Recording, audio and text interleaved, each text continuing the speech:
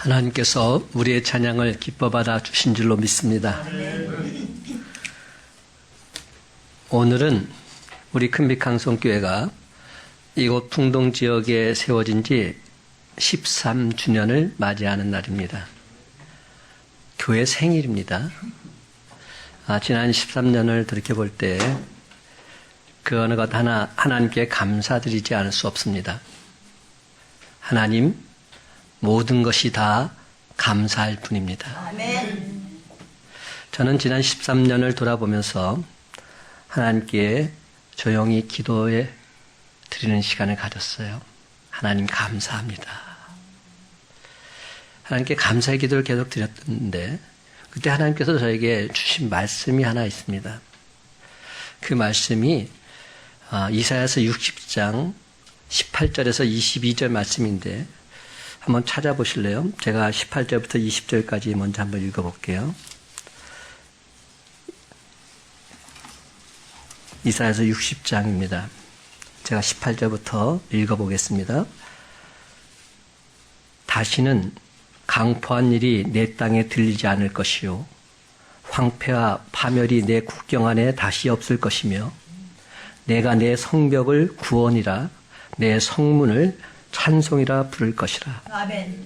다시는 낮에 해가 내 빛이 되지 아니하며 달도 내게 빛을 비추지 않을 것이요 오직 여호와가 내게 영원한 빛이 되며 내 하나님이 내 영광이 되리니 다시는 내 해가 지지 아니하며 내 달이 물러가지 아니할 것은 여호와가 내 영원한 빛이 되고 내 슬픔의 날이 끝날 것입니다. 아멘.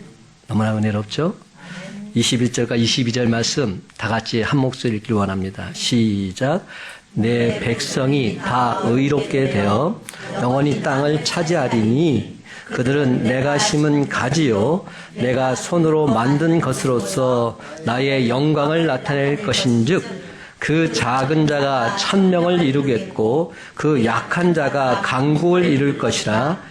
때가 되면 나 여호와가 속히 이르리라. 아멘. 제가 기도하는 중에 이 말씀을 하나님께서 제게 주셨어요. 얼마나 이 말씀이 감사하던지요. 저는 이 약속의 말씀이 저와 여러분 모두에게 반드시 동일하게 임하게 될 줄로 믿습니다. 아멘.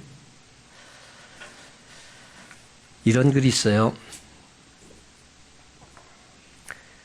하나님께 감사드린 기도신데요. 제가 한번 읽어볼게요.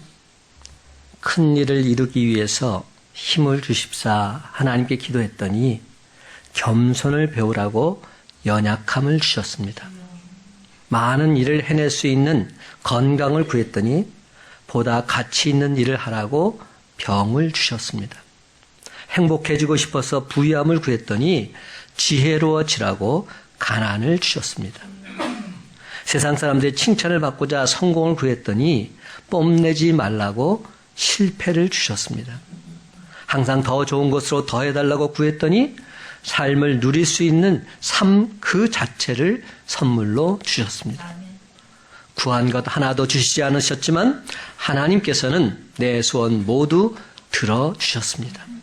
하나님의 뜻을 따르지 못한 삶이었지만 내 마음속에 진작 표현 못한 기도는 모두 다 하나님께서 들어주셨습니다.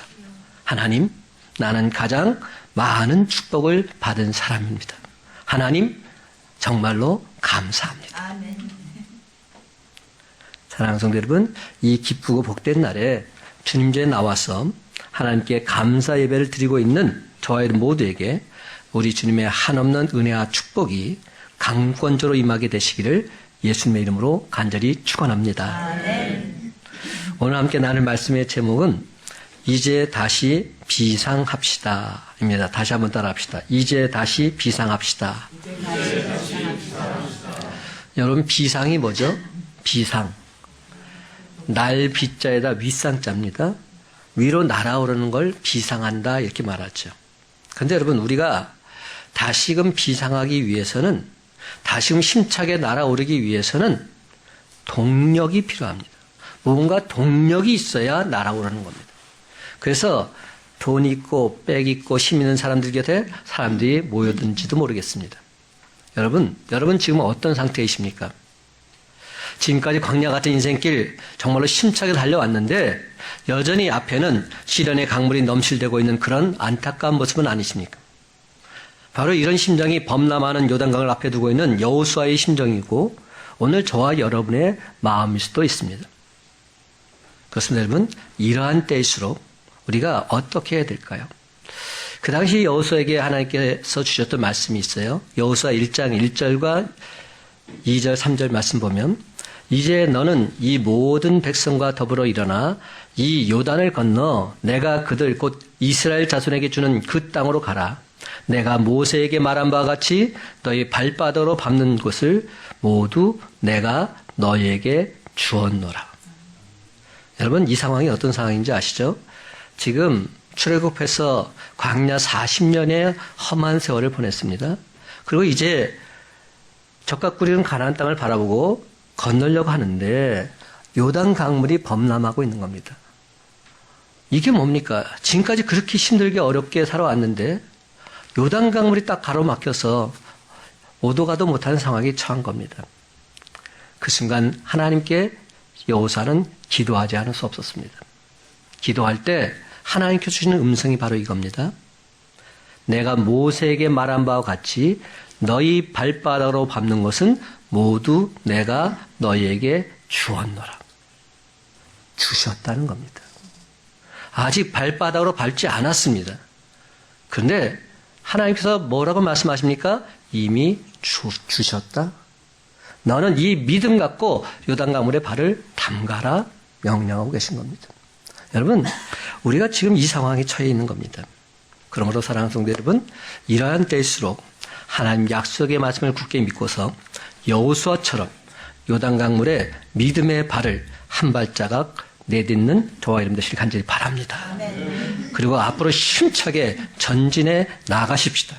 그러면 우리 주님께서 넘실대는 요단강물을 쫙 갈라놓으시고 물벽을 만들어 주실 줄로 믿습니다.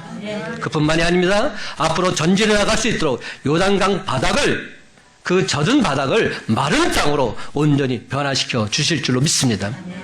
그리고 마침내 소롱성과 같았던 여리고성을 완벽하게 무너뜨려 주심으로 하나님께서 하셨노라 선포하는 기적을 역사해 주실 줄로 믿습니다. 아멘.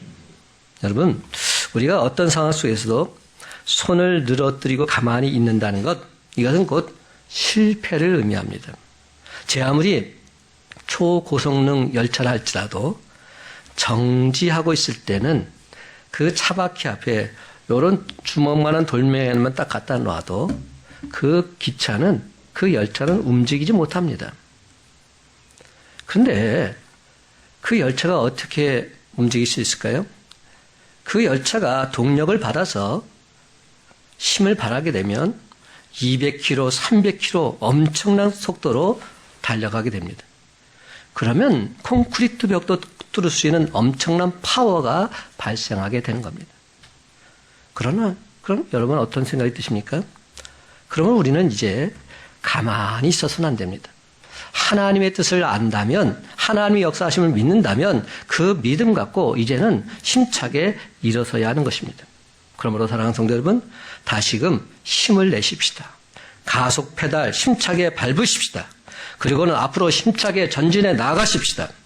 스가랴 4장 7절 상반전이 이렇게 말합니다. 큰 산아 내가 무엇이냐, 내가 수룹바벨 앞에서 평지가 되리라. 사랑하는 성도 여러분, 하나님 약속의 말씀을 온전히 믿고서 힘차게 전진해 나아갈 때에 제 아무리 태산 같은 장벽이 가로막혀 있다 할지라도, 여리고 고성과 같은 난공불락의 요새가 가로막혀 있다 할지라도 완벽하게 무너지는 기적을 맛보게 될 줄로 믿습니다. 아멘. 그렇습니다, 여러분. 이는 우리의 힘으로 되는 것 아닙니다. 우리의 능력으로 되는 것 아닙니다. 오직 여호와의 영으로, 성령 하나님의 전적인 도우심으로 온전히 가능하게 될 줄 믿으시기 바랍니다. 아멘. 그렇습니다. 내 재주로 되는 것 아닙니다. 내 경험으로 되는 것 아닙니다. 오직 주님이 우리와 함께 하시면 하면 무지갯빛 미래가 활짝 펼쳐지게 될 줄로 믿습니다. 아멘. 제가 이렇게 말씀을 드리면서도 여러분 어떤 생각이 드십니까? 그래도 참 피곤한 건 사실입니다. 그런 생각 들지 않으세요? 제가 여러분을 이렇게 예배 드리기 전에 한번 이렇게 쑥 훑어봤어요. 그랬더니 좀 말똥말똥한 정신 상태를 가지신 분이 별로 없는 것 같아요. 다 그냥 정신이 흐릿해가지고 그런 상태에서 비몽사몽간에 이렇게 예배를 드리는 것 같아요. 내 얼굴에 딱 나 피곤합니다. 나 피곤 이렇게 써 있어요. 여러분, 우리의 모습은 솔직히 피곤한 건 사실입니다. 피곤 그 자체지요. 오늘 말씀 속에서 우리가 이 피곤한 삶 속에서 다시금 회복되는 일이 생겨났으면 좋겠는데 29절 30절 말씀 함께 읽어봅시다. 29절 30절 시작. 피곤한 자에게는 능력을 주시며 무능한 자에게는 힘을 더하시나니 소년이라도 피곤하며 곤비하며 장정이라도 넘어지며 쓰러지되. 여러분, 저는 이 말씀을 보면서 이런 생각을 해요. 항상 저는 말씀을 읽을 때 은혜를 받기보다는 그 말씀을 분석하는 그런 능력이 더 강한 사람입니다. 제가 직장 생활에서 기획 파트에서 십몇 년을 있다 보니까 계속 기획하는 것만 봐가지고 그런 것만 눈에 탁탁 보여요. 근데 여러분, 이 말씀이 뭔가 좀 이상하지 않아요? 제가 여러 차례 말씀드린 것 같은데 좀 뭔가 잘못된 것 같아요. 안 맞는 것 같아요. 피곤한 자에게는 능력을 주시며 무능한 자에게는 힘을 더하시나니. 이거보다는 어떻게 나와야 되겠죠? 하나님께서 피곤한 자에게는 힘을 주시며 무능한 자에게는 능력을 더하시나니.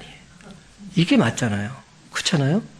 피곤한 자에게는 힘을 주시고 능력이 없는 무능한 사람에게는 능력을 주시는 게 이게 맞잖아요. 그러니까 하나님 앞에 제가 막 따져 물었어요. 하나님, 이거 말씀 잘못하신 겁니다. 다시 수정해 주십시오. 그랬더니 주님께서 저에게 이렇게 말씀하시는 겁니다. 대성아, 네 모습 마치 21세기 바리새인과 똑같구나.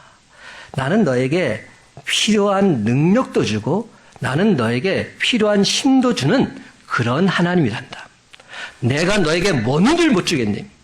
많이 피곤하지? 정신이 없어서 도대체 뭘 어떻게 해야 할지 잘 모르겠지? 내가 다 책임져 줄게. 그러니 대성아, 나만 믿고서 나를 온전히 믿고 따라오지 않겠니? 그 순간 저는 얼마나 기뻤는지 모릅니다. 얼마나 감사했는지요. 그렇군요. 내가 믿는 하나님은 내게 필요한 능력도 주시고 내가 믿는 하나님은 내가 필요한 힘도 주시는 그러한 분이시구나. 모든 것을 다 주시는 그러한 하나님이시구나.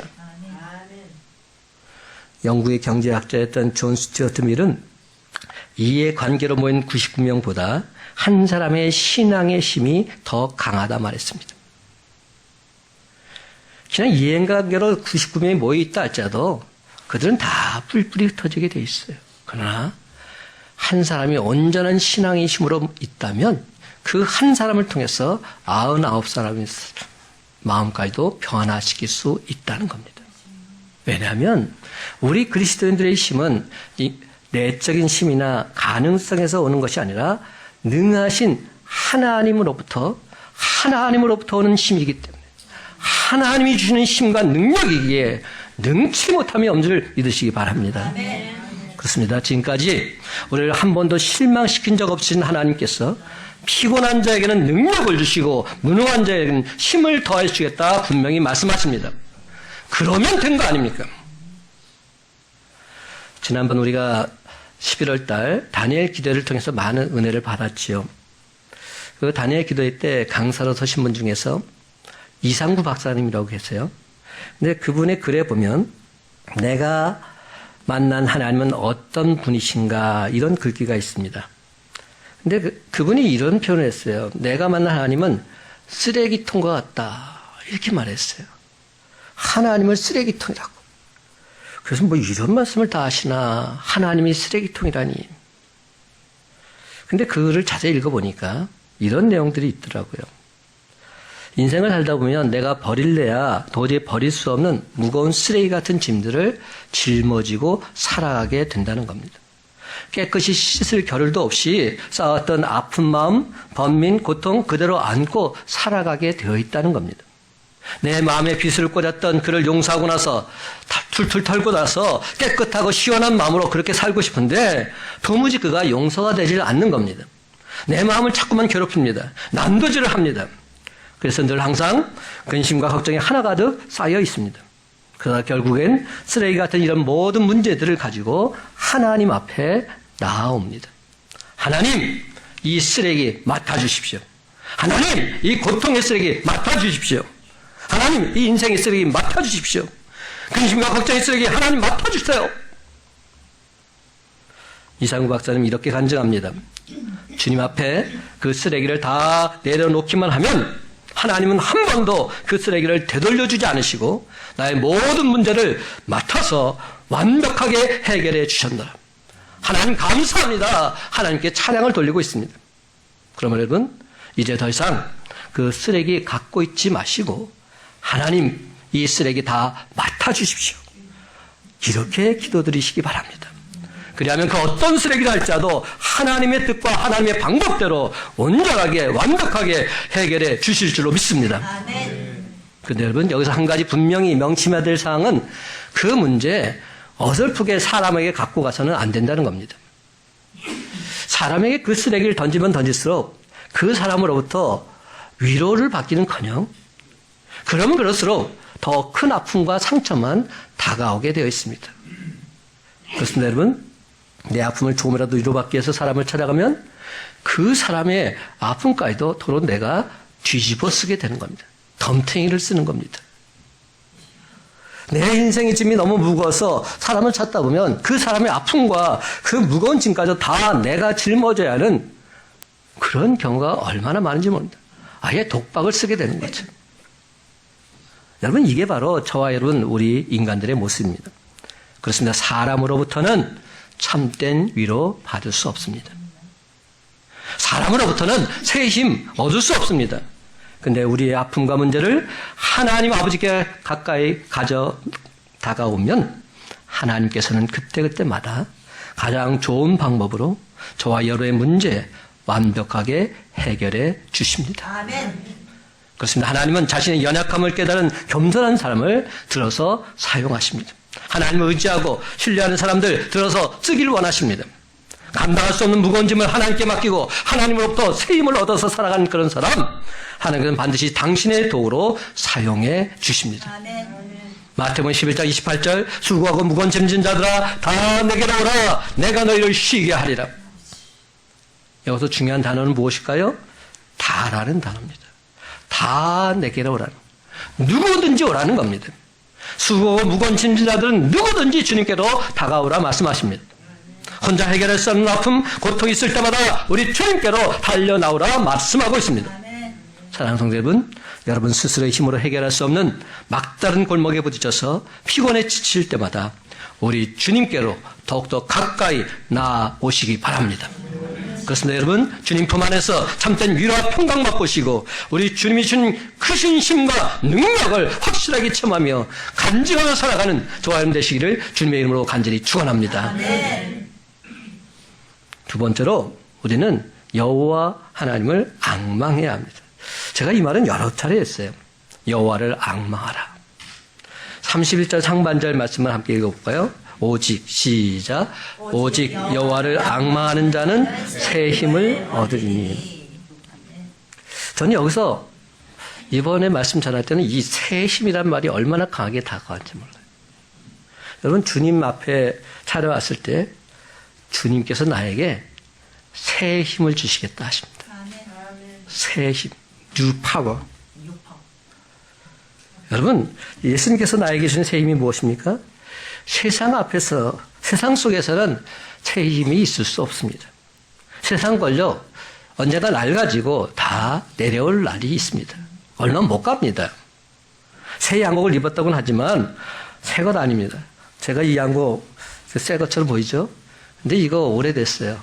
우리 딸 결혼할 때 받은 양복인데 그래도 잘 입고 있어요. 근데 군데군데 많이 낡은 모습이 보입니다. 지을 때 이미 때가 묻었습니다. 돈도 새 것이 아닙니다. 지금 젊었다고 하지만 늙을 때가 있습니다. 근데 성경 말합니다. 오직 여호와를 앙망하는 자는 새 힘을 얻으리라. 아멘. 오직 여호와를 앙망하는 자는 새 힘을 얻으리라. 아멘. 여호와를 앙망하는 자에게 하나님께서 새 힘을 공급해 주시겠다 말씀하고 있는 겁니다. 그렇습니다. 하나님 말씀은 모든 문제를 물리칠 수 있는 양날선 칼과도 같습니다. 또한 하나님께서 성령을 우리에게 선물로 주시겠다 말씀하고 계십니다. 성령은 활활 타오른 불과 같아서 인간의 온갖 쓰레기 다 태워서 소멸시켜 주십니다. 그리고 하나님 앞에 찾아올 때마다 산을 옮길 수 있는 굳건한 믿음을 더하여 주시겠다 말씀하십니다. 그렇습니다. 그 힘을 받는 자는 독수리의 날개치며 올라감 같을 것이다 말씀합니다. 이것이 하나님의 약속의 말씀입니다. 여러분, 힘이 있는 새 중에 새는 누가 뭐라 해도 독수리죠. 근데 독수리가 하루아침에 그렇게 힘 있는 새가 된 것 아니라는 것 여러분 아시죠? 조류 연구가들에 의하면 독수리는 아주 어릴 때 어미새가 새끼를 등에다 걸머쥐고 언덕 위로 올라갑니다. 구만이 창고로 솟아 올라간 다음에 거기서 새끼를 그냥 뚝 떨어뜨립니다. 아직까지 날개가 노랗게 채 자라지도 못한 채 그런 상태로 있는데 그 순간 살아보겠다고 막 퍼득퍼득 날개짓을 합니다. 그러다가 벼랑으로 떨어져 갈 때 어미 독수리가 쏜살같이 내려가서 사뿐히 등에 걸머쥐고 창고로 다시금 솟구쳐 올라갑니다. 근데 여러분, 이게 끝이 아니죠. 계속 반복되는 겁니다. 또 벼랑을 향해서 집어던집니다. 그럼 날개를 퍼득퍼득 또다시 살려고 날개짓합니다. 그러다가 떨어져 가면 또다시 낚아쳐서 창고로 올라갑니다.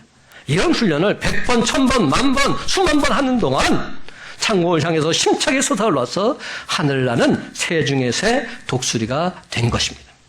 사랑하는 성도 여러분, 지금까지 실패, 또 실패, 또 실패, 실패를 안고 오셨습니까? 하나님 그 실패를 통해서 저와 여러분을 훈련시켜주고 계십니다. 저와 여러분은 지금 훈련받고 있는 중입니다. 연단받고 있는 것입니다. 그러므로 여러분, 신앙생활이 지금까지 실패했다고 해서 전혀 두려워하지 마십시다. 실패한 것이 아니라 새로운 경험을 하게 된 것입니다. 세상 문제가 어려우면 어려울수록, 시대 상황이 어려우면 어려울수록 우리는 더 높이 올라가는 법을 배워야만 합니다. 근데 하나님을 믿는 우리는 먼저 우리의 신앙이 독수리처럼 올라가야 됩니다. 그래서 독수리 날개치며 올라갈 것 같은 역동적인 신앙을 소유하게 되면 하나님께서 저와 여러분의 앞길 똑똑하게 보여주실 줄로 믿습니다. 아멘. 오직 여호와를 앙망하는 자는 새 힘을 얻으리라. 아멘. 앙망, 우러를 앙, 바랄 망, 우러러 바라보는 것이 앙망입니다. 근데 여러분, 여기서 앙망한다는 원문의 뜻은 이런 뜻이라고 해요. 새끼 새가 어미 새를 향해서 입을 쫙쫙 벌리면서 먹이를 기다리는 모습을 표현한다 말합니다.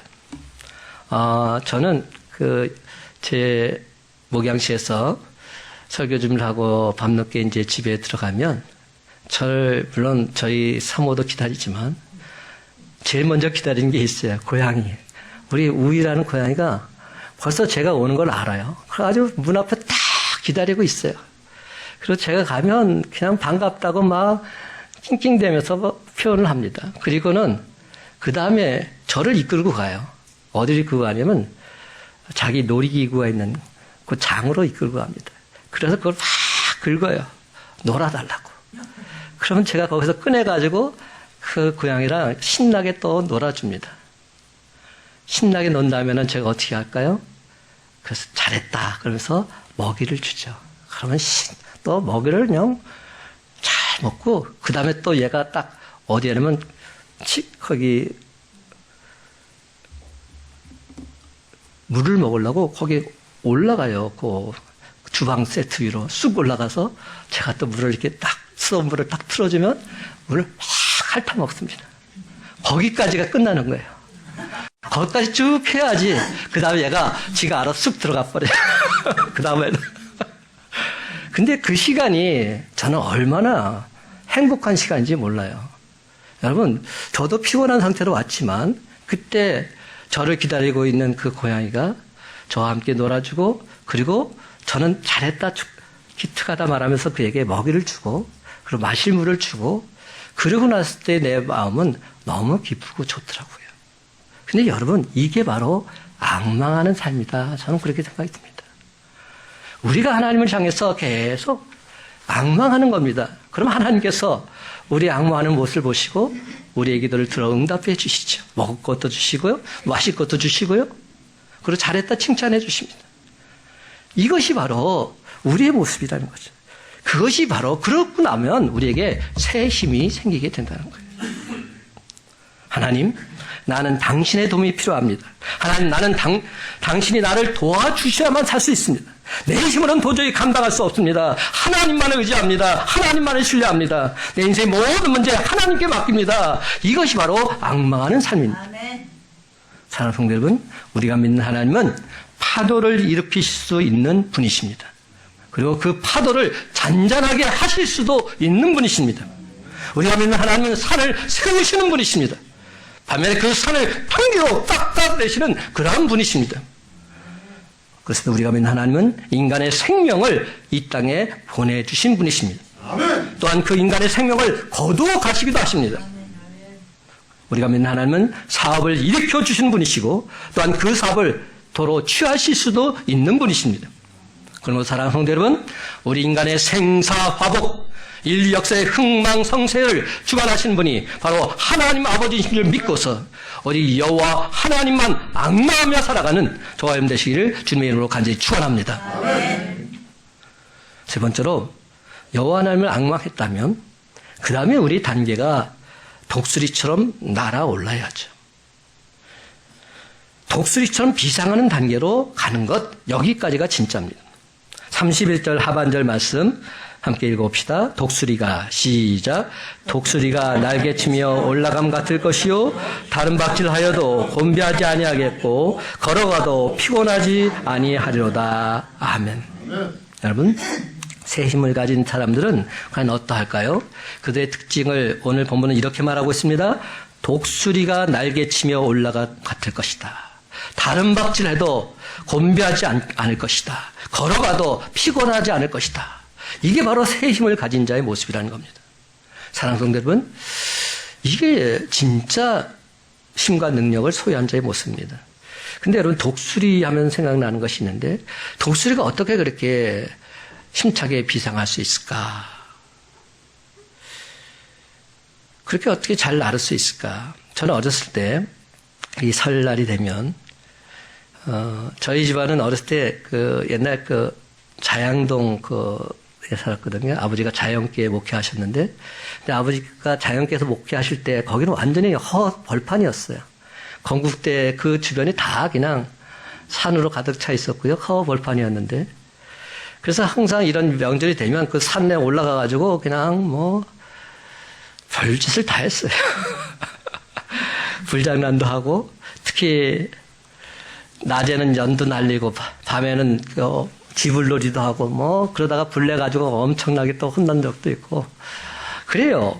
근데 제가 어렸을 때 연을 날리던 기억이 지금도 나는데 저는 솔직히 기술이 없어요. 그러니까 한마디로 기술이 매주예요. 재주가 하나도 없어요. 근데 내 딴에는 연을 만들어서 이제 날리려고 해본 겁니다. 근데 안 되는 거예요. 제 동생이 지금 어제도 제가 통화를 했는데 제가 제 동생하고 엄청 싸웠어요. 항상 그 잘못된 건 동생 탓을 했거든요. 그래가지고 딱 뒤에서 잡고 있어. 그리고 나서 내가 하나 둘 셋 하면 그때 딱 손을 놔. 그리고 나는 이제 딱 앞에 있다가 막 달려가면서 하나 둘 셋 그러면 얘가 탁 놔야 되면 이게 착 올라가야 되거든요. 근데 이게 쭉 하다가 쑥 떨어지는 거예요. 얌마! 왜 빨리 놓지? 그러니까 잘못 놔! 그러면서 막 뭐라고 하고, 그랬던 기억이 나요. 근데 나중에 알고 보니까, 제가 잘못 만든 거예요, 연을. 그러니까 제가 재주가 없다 보니까 이 연을 잘 못 만든 거예요. 연을 잘 만들려면 좌우 대칭이 딱 맞아야 돼요. 그래야지 연이 똑바로 올라가게 돼 있거든요. 근데 한쪽으로 치우쳐 만들면 이게 이쪽으로 가고, 이쪽으로 치우쳐면 이쪽으로 가고, 그냥 결국 이러다가 그냥 떨어지는 겁니다. 내가 잘못 만든 것은 생각하지 않고 동생 탓만 했던 것이죠. 제가 이 말씀을 왜 드리냐면 날아오르려면 좌우 대칭이 맞아야 된다는 거예요. 균형을 이루어야 된다는 거예요. 한쪽으로 치우치면 안 되는 겁니다. 우리 그리스도인들의 모습 속에서 뭐가 문제인가 봤더니 균형이 잡히지 않은 것 같아요. 교회에서 신앙생활 잘 하는 것 같습니다. 근데 막상 집에서는 그렇지 못해요. 교회에서는 신앙생활 열심히 잘 하는 것 같아요. 근데 막상 삶의 현장에서는 그렇지 못해요. 그러니까 이게 한쪽으로 치우치는 겁니다. 그러니까 그것이 날아오를 수가 없는 겁니다. 비상할 수가 없는 겁니다. 우리가 창공을 향해서 심차게 날아오려면 좌우 균형이 맞아야 됩니다. 좌우 균형이 잘 잡힌 사람, 그런 사람들이 비상할 수 있습니다. 좌우 균형이 어디입니까? 두 날개, 교회와 세상, 이렇게 볼 수도 있는 겁니다. 교회에서만 주를 위해서 살아가는 모습이 아니라 세상 속에서도 주를 위해서 사는 모습이 되어야 되는 거죠. 예수님께서 우리에게 뭐라 말씀하셨어요? 너희는 세상의 빛이다. 너희는 세상의 소금이다. 말씀하셨습니다. 아멘. 이 말이 무슨 뜻입니까? 세상에서 빛으로 살라는 겁니다. 세상에서 소금으로 살라는 겁니다. 그래야 주의 영광이 나타난다는 겁니다. 많은 사람들이 주의 영광을 가리우는 이유가 뭘까요? 세상에서 빛으로 소금으로 살지 못하기 때문은 아닐까요? 가정 속에서 빛으로 소금으로 살아가고 있지 못하기 때문은 아닐까요? 세상 사람들로부터 저 사람은 하나님이 도와주시는 사람이야. 저 사람은 하나님이 함께 하시는 사람이야. 예수 믿는 사람은 뭐가 달라도 달라. 이런 말을 듣는 사람. 이 사람이 진정 균형 잡힌 신앙인이 아닐까요? 그렇습니다, 여러분. 주님께 나와서 예배드릴 때마다 하나님의 영광스러운 임재를 경험하고 하나님을 찬양하는 영적 승리자가 저와 여러분이 되시기를 간절히 바랍니다. 그뿐만이 아니라 삶의 현장 속에서도 우리 주님이 주시는 힘과 능력으로 기쁨과 감격을 함께 나누며 누리면서 주의 영광을 드러내는 저와 여러분 되시기를 간절히 바랍니다. 그런데 여러분, 여기서 우리가 분명히 알아야 할 것이 있습니다. 사탄 마귀는 자꾸만 복음을 영혼 구원말로 축소 해석하려는 데 있습니다. 여러분, 예수 믿고 신앙생활은 잘하는데 이 세상 삶은 그야말로 지옥이라면 이는 분명 잘못돼도 한참 잘못된 겁니다. 사랑하는 성도 여러분, 오해하지 말고 들으시기 바랍니다. 예수 믿는 사람들 대부분은 아니라고 말들은 하면서도 물질적인 축복이 축복의 전부라 생각하는 그런 잘못된 선입견이 있습니다. 제가 목회를 하면서 항상 느끼는 것 중에 하나인데 복의 기준이 결국 물질이더라고요. 제가 지도자를 받고 할 때도 다 보면 복이 결국은 물질이더라고요. 그러니까 무슨 얘기냐면 하나님, 내가 행복한 자가 되기를 원합니다. 복 받기를 원합니다. 결국 내게 물질을 주십시오. 물질을 주지 않으면 복이고 뭐고 다 필요 없습니다. 이거더라고요. 솔직히 지금 아니라고 부정하실 수도 있어요. 근데 마음에, 가슴에 손을 얹고 한번 생각해 보시죠. 내가 복 받는 기준이 무엇인지, 물질이 기준은 아닌지. 성경은 그렇게 말씀하지 않으셨어요. 진짜 복이 무엇인지 그렇게 말씀하지 않으셨어요. 세상 물질이 복의 기준이라면 예수 안 믿어도 돼요. 저는 그렇게 생각합니다. 예수 안 믿고도 세상 기준으로 얼마든지 그런 복 누릴 수 있습니다. 얼마든지 잘 먹고 잘 살 수 있습니다. 그게 복의 기준이라면 그것은 잘못된 기준입니다. 우리가 세상 물질의 축복을 받기 위해서 주님께 나온다면 그것이야말로 잘못된 신앙생활인 것이죠. 여러분, 오늘 시간 사도 바울의 고백을 우리가 함께 듣기를 원합니다. 빌립보서 4장 11절과 12절 말씀. 내가 궁핍함으로 말하는 것이 아니라 어떠한 형편에든지 나는 자족하기를 배웠노니 나는 비천에 처할 줄도 알고 풍부에 처할 줄도 알아 모든 일 곧 배부름과 배고픔과 풍부와 궁핍에도 일체의 비결을 배웠노라. 아멘. 아멘입니다. 사도 바울은 진짜 복을 발견한 겁니다. 내가 비천에 처할 줄도 알고 풍부에 처할 줄도 알았는데 그 가운데서 진짜 복을 배웠노라. 진짜 복이 무엇인지 체험했노라 말하고 있는 것입니다. 어떤 형편에 있든지 이 모든 것 하나님의 섭리하신 줄 나는 믿습니다. 하나님, 이것까지도 하나님의 전적인 은혜인 줄 나는 믿습니다. 감사 찬송 돌릴 때 모든 것을 아시는 하나님께서 우리 앞길을 인도하시고 승리하는 삶으로 이끌어 주실 줄로 믿습니다. 창세기 찬송가 370장 말합니다. 주 안에 있는 나에게 딴 근심 있으랴. 십자가 밑에 나아가 내 짐을 풀었네. 주님을 찬송하면서 할렐루야 할렐루야 내 앞길 멀고 험해도 나 주님만 따라가리. 아멘. 이게 진짜 복입니다. 주님 안에 있으면 나는 행복합니다. 주님이 나와 함께해서 내 앞길 인도하시면 나는 행복합니다. 주님과 동행하는 삶, 이것이 가장 큰 행복입니다. 이렇게 노래하고 있는 겁니다. 주님 안에 있을 때 저와 여러분이 진정 예수 안에 있는 바로 그때가 참된 행복, 참된 평안을 누리는 바로 그 순간인 줄 믿으시기 바랍니다. 이는 복음도 마찬가지입니다. 무엇이 진정 복음일까요?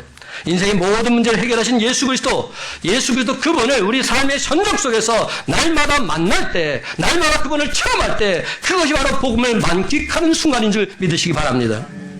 그렇습니다. 말씀이 삶이 되는 순간, 말씀 따로 삶 따로가 아니라 말씀 따로 살아갈 때마다 하나님의 은혜와 축복을 체험하는 순간, 바로 그 순간이 복받는 순간인 줄 믿으시기 바랍니다. 그렇습니다. 참된 복음이란 날마다의 삶 속에서 우리 인생의 모든 문제를 해결하시는 예수 그리스도 그분을 체험하며 살아가는 것, 이것이 참된 복입니다. 모든 문제를 해결하신 예수 그분을 날마다 만나면서 그분의 인도하심 따라 감사 찬송하면서 살아가는 것, 이것이 진정 복된 삶입니다. 그렇습니다. 참된 복음이란 예수 그리스도 주님 안에 거하고 주님의 인도하심 따라 살아가는 삶, 그것이 참된 복입니다. 그러므로 여러분, 날마다 견디기 힘들고 어려운 삶 속에서도 복음이신 예수 그리스도로 말미암아 여러분의 모든 문제 온전하게 깨끗하게 해결함 받는 기쁨과 감격 누리시기 바랍니다. 사랑하는 성도 여러분, 오늘 시간 금빛강성교회 창립 13주년을 맞이해서 지금까지 인도해 주신 하나님께서 앞으로도 우리 교회를 확실하게 인도해 주실 줄 믿고서 독수리처럼 다시금 힘차게 비상하십시다. 독수리처럼 힘차게 날아오르십시다. 그렇습니다. 이제부터는 하나님 백을 온전히 믿고서 믿음의 날개뿐만 아니라 사업의 날개, 건강의 날개, 모든 일들 다 하나님께서 인도해 주실 믿고서 그 날갯짓 힘차게 흔들며 날아오르십시다. 그러면 반드시 하나님께는 영광이요 우리 모두에게는 하나님의 은혜와 축복이 넘쳐나게 될 줄로 믿습니다. 이제 말씀 맺습니다. 사랑하는 성도 여러분, 이제는 하나님께서 주시는 힘과 능력을 힘입어서 독수리처럼 두 날개로 힘차게 날아오르므로 세파에 젖 쓰러져 있는 저들에게 주님이 주신 참된 복, 참된 행복을 전하며 살아가는 저와 여러분 다 되시기를 예수님의 이름으로 간절히 축원합니다.